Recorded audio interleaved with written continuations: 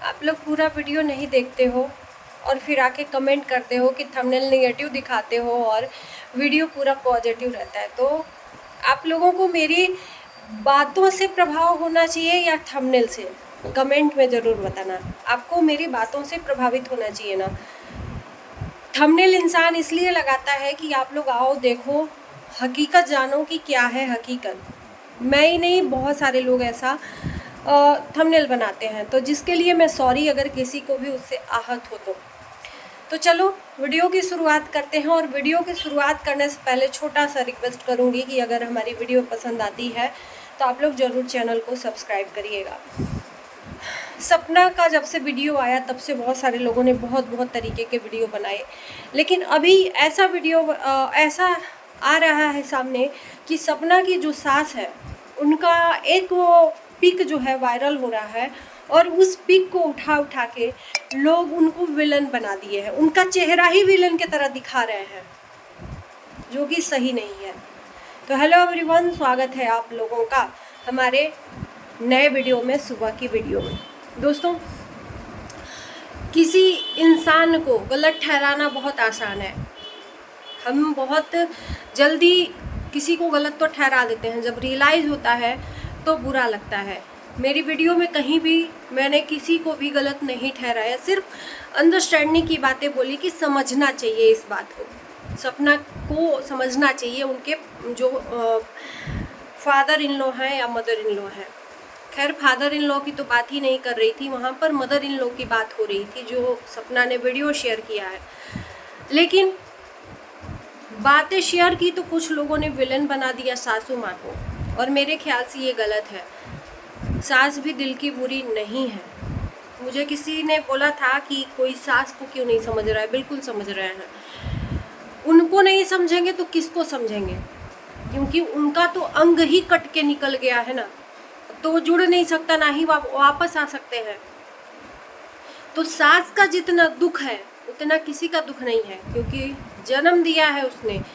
यहाँ पर दुख किस बात का है कि आपके घर में किसी की बेटी है, आपकी ही बहू है। जब तक आपका बेटा जिंदा था, दोनों जिंदा थे, तब तक वो आपको बहू दिखती थी। लेकिन आज ऐसा क्यों ऐसा प्रतीत हो रहा है सपना की बातों से कि वो बोझ बन के रह गई है उस घर में। यहाँ पर ये बात की जा रही थी ना कि विलन का बात। बेटा जब तक था तब तक ठीक था, उसके बाद भी सब कुछ ठीक था, लेकिन अचानक से ऐसा क्यों हो रहा है, भेदभाव क्यों हो रहा है। उसका अपना तो पति चला ही गया, ले दे के एक मायके वाले हैं, और मायके वाले भी रोज रोज आते नहीं हैं।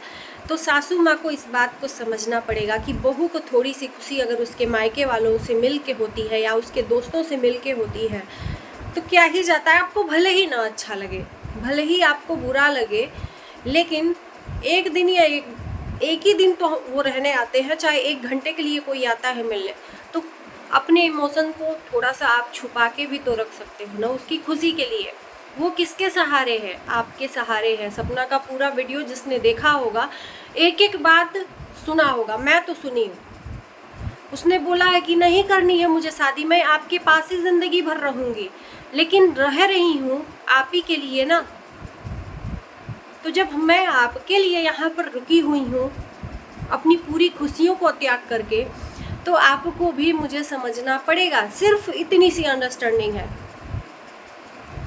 ऐसा मत करिए आप लोग कि भाई एक को अच्छा बना के एक को बुरा बनाओ। समझ जाएंगे दोनों ही एक दूसरे के साथ ही रहेंगे, ऐसा नहीं है। दूरियां हो सकता है कि नज़दीकियों में तब्दील हो जाए, इसीलिए थोड़ा सा दूर हुई है। और मैंने ये भी नहीं बोला, कुछ लोग आके बोल रहे हैं कि सपना घर छोड़ के नहीं गई है, वो बोली है कुछ दिन के लिए। जाहिर सी बात है, मैंने ये बोला है। आप शायद पूरी वीडियो मेरा नहीं देखते हो, पूरी वीडियो देखा करो। आपको जो जो चीज़ें आपसे मेरे से आपको उम्मीदें रहती हैं, वो सब चीज़ बोली हुई रहती हैं। आपने जो कमेंट में किया होता है ना, वो सब मैंने बोला रहता है, लेकिन आप लोग देखते नहीं हो, तो उसमें मेरी क्या ही गलती रहती है। फिर मुझे लगता है कि रिप्लाई देंगे, फिर उसका रिप्लाई मिलेगा।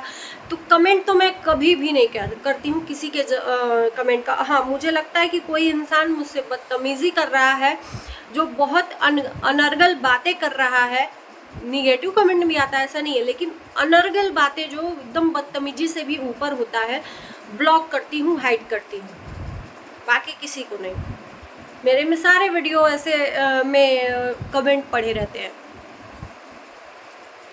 तो दोस्तों यहाँ पर मैं यही रिक्वेस्ट करूँगी कि मत उस माँ को भी मत विलन बनाइए, और सपना का दुख भी कम नहीं है, ये भी मैं कहूँगी। तो उसका तो उसके साथ तो पूरा सोशल मीडिया है। मैं कमेंट देखी, मुझे बहुत अच्छा लगा सपना का, कि सपना को मतलब 1% भी निगेटिविटी नहीं है उसके वीडियो में, कमेंट के बॉक्स में सिर्फ अच्छा और आशीर्वाद लोगों ने दिया है।